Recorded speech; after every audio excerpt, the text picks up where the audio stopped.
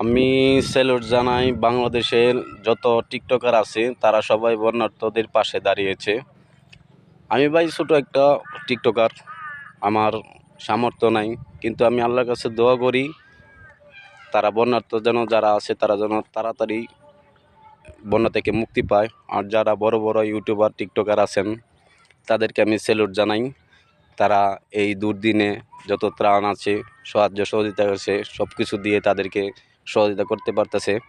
আল্লাহ যেন তাদেরকে আরও দান করার ক্ষমতা দেন, তারা যেন এভাবে বন্যার্থদের পাশে সবসময় দাঁড়াতে পারে। আর আমি বলবো যে ভারতের বিরুদ্ধে পদক্ষেপ নেওয়া উচিত। আমাদের ডক্টর ইউনূস সাহেব দায়িত্ব নিয়েছেন, তারা যেন এই বিষয়গুলা পর্যালোচনা করে ভারতের বিরুদ্ধে কঠোরতম শাস্তি গ্রহণ করে। আর